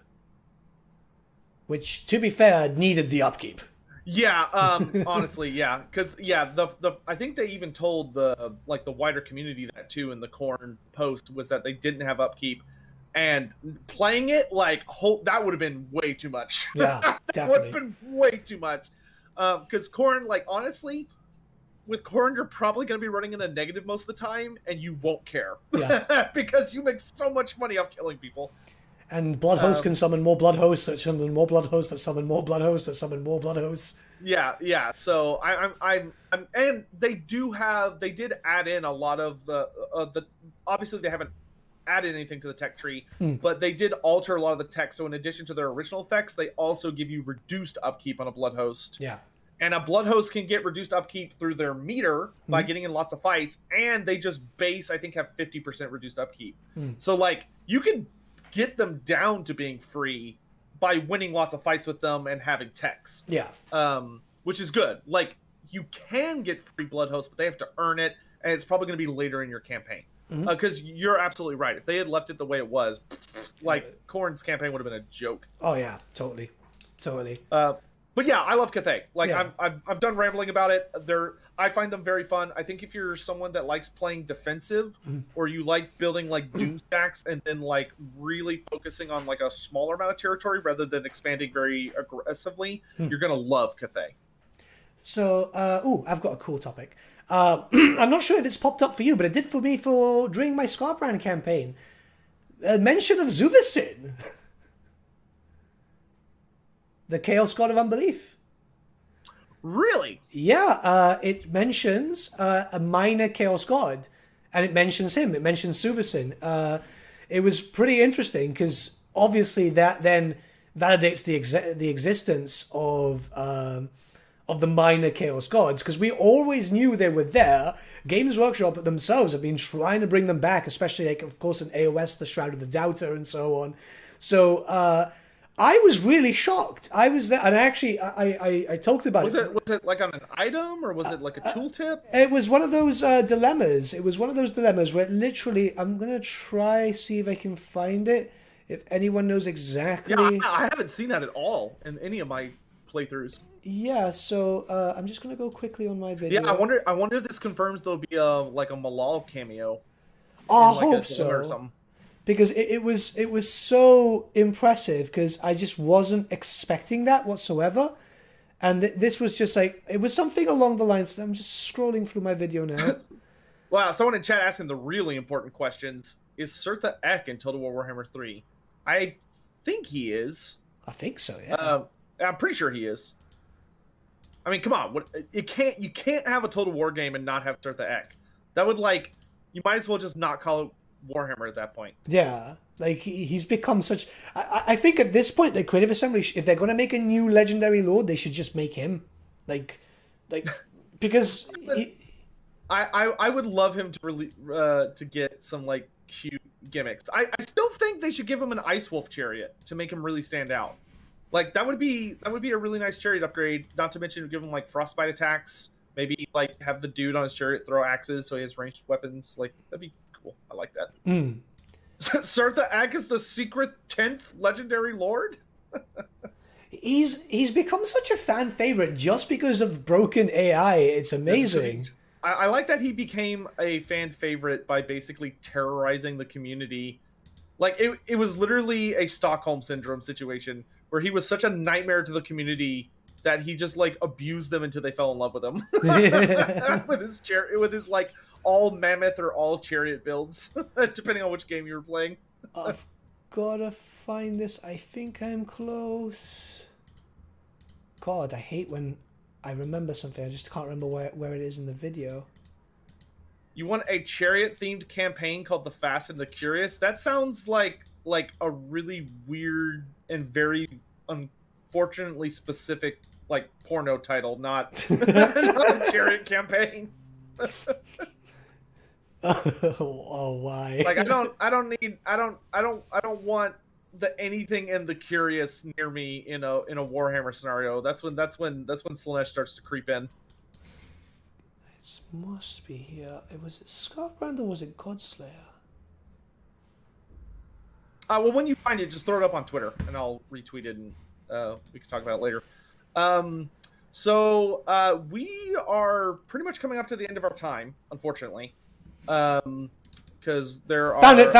Things. Found it. Oh, you found it? Yeah. Nice. Throw So it up in Discord if you can. yeah, let me Or just like screenshot it or something. Well, I can read it. It's just very small. I'll send it to you now because obviously I've got everything going here, and I don't want anything from our chat to show up there because I don't know how to work this. That's fair. But it's here. It's the dilemma is actually called the Undoer. One of your wilder-eyed cultists claims to have communed with a lesser chaos god Zubisin, the Undoer, as he is known, is desirous to disrupt the age-old balance of ruinous power and sees your rise as a means of achieving this. Thus, you may choose a blessing. And that was just, for me, was, whoa. That's awesome. Yeah. There are a couple of other dilemmas, but we can't talk about them yet because they show up in the other factions we're not allowed to talk about. Yeah. There are some really cool nods to like various lore things in the campaigns, and I'm so excited to talk about a lot of them, but we can't yet. But anyway, I think we're pretty much out of time. I don't know if there's any last little thing you wanted to hit, but I think we covered like most of the major beats. To those people asking, it was from one of my videos. I just can't remember which one, but I've got it there with my full. Like, I do not like name stuff. I know it's in the video because it's in a folder called first. What was it? You should screenshot it and put it up on Twitter. Yeah. That way people can see it. I'll put it on because I know it was in one of the videos. But yeah, that it's an important thing for us because I don't think that god has been mentioned since '96. A long time. Like that when you said the name, I had no idea who you were talking about until you read their title. Yeah, it's just super weird. So like I was a bit like thrown off. But other than that, I mean, so far we've seen 4 factions. There's been a lot. And there's obviously more to come. Obviously, our schedules have already been put out there and so on. So like people know what's coming next, and that's coming soon. Yep. 4 down, 5 to go. So yeah, there's a lot. I as a Warhammer fan, obviously this is cool. It's a bit. We're near the end of this trilogy, which is bizarre to think. Well, kind of. Well, yeah. We're at the beginning of the end. Yeah, because obviously they've got to milk this as DLC, man, like as much as freaking possible. Yes, I need them to milk it as I want this thing milked until it is like dried up and chafe. Yeah, just go all in. I don't care how much it costs. Just do it. Exactly. Yeah, no, like I think so far it's exciting. Obviously, like. Have you been able to check out much of the minor settlements and so on since the... Yes, I've also checked out some of the other... I think you put up a video about it, but I've also checked out a lot of the other races. Yeah. Dude, those are in major cities? Oh my god. Yeah, they look cool, don't they? They look cool. Yeah, the Dragon Isles map just... Oof. There's... the Skaven ones look like straight out of a Vermintide map. You know, it looks pretty interesting. Yeah, I can't wait for the combined map. Like, I'm loving the 3rd game, and... For reference, for anyone that's curious, I've already put in, I think, 70 hours, and I've barely made progress. Like, I still haven't even touched, like, 2 or 3 of the campaigns. Like, this game is huge. It's a big game. It is really big. And obviously, when cross-faction, cross-game DLC comes into effect and so on, I think it's going to be a lot bigger. But we're already seeing stuff. I mean, I showed off 60 minor major settlements. And, like, did you see the Null one? Null was huge, man. Like, yes, fucking massive.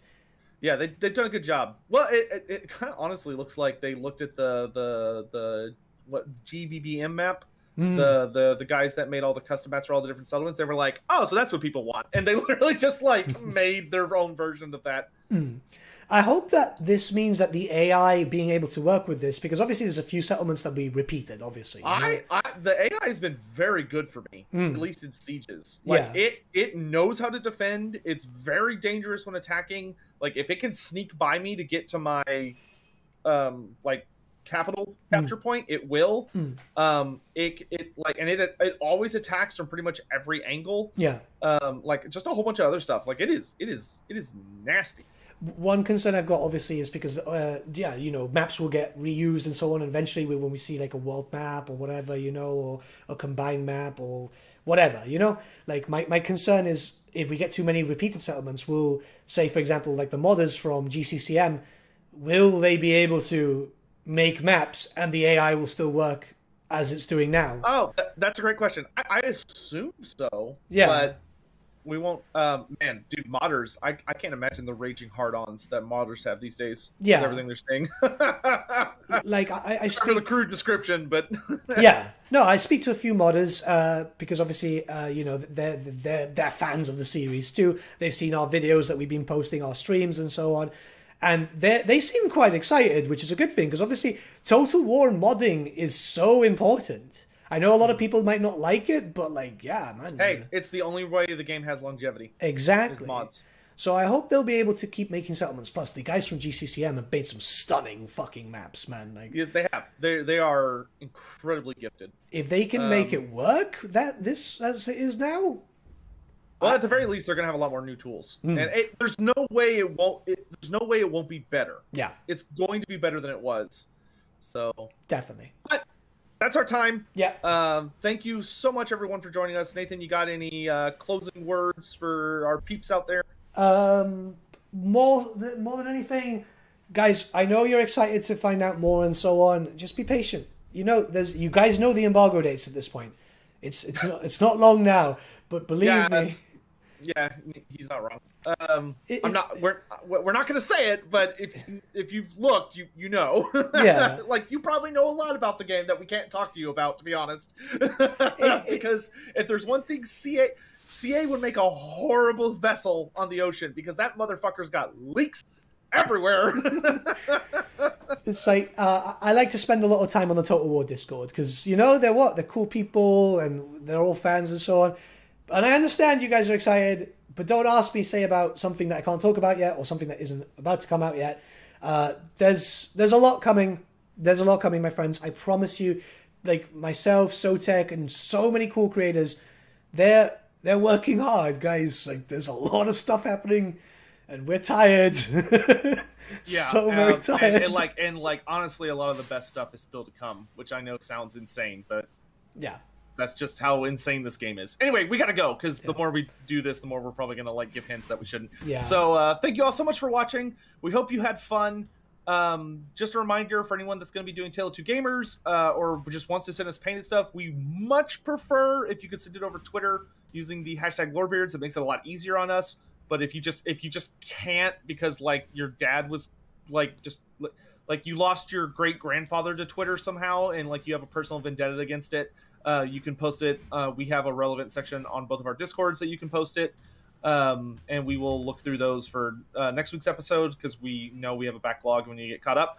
But if you are participating in Tale of Two Gamers, which I highly encourage, whether you're just new to the hobby, we love to see new painters. So feel free to pop by your local hobby store. It doesn't even have to be a Games Workshop mini, by the way. It could be a Reaper mini, it could be a D&D mini, it could be whatever you want. Yeah. But the theme for next time will be characters. So I know I'm going to try and finish a Night Haunt, which I probably will fail, but I'm going to try. So thank you all so much for watching. That's going to be it for us. Nathan, you got any big news coming up, or any major videos or streams for this upcoming week? Well, next week, is it Sunday still? Yes. It is Sunday, yes. Obviously, we've been streaming for a while, but not that long. There's some new Chaos factions that we get to show off. Obviously, my schedule's already out there, so that's all cool. And March is the return of Battle Reports. There's 2 already in the bank recorded. Nice. So really happy about that. What about you? For anyone curious, I have a prior engagement here at in about 40 minutes that I have to take care of. But after that, so probably somewhere around 5 p.m. Central Standard Time or something. I will be streaming some Total War Warhammer 3 today.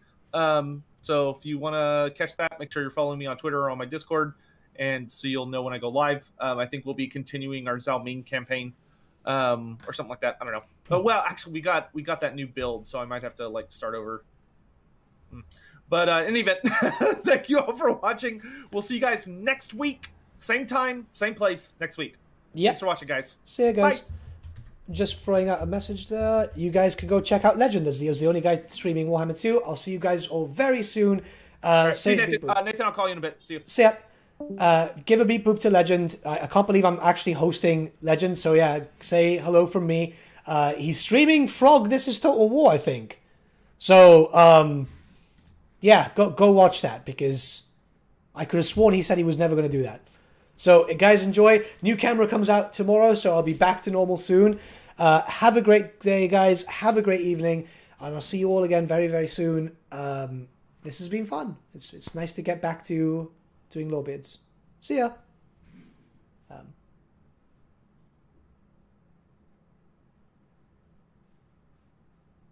How do I... Is it with this? God, it's been a while. Oh yeah, here we go. See you guys.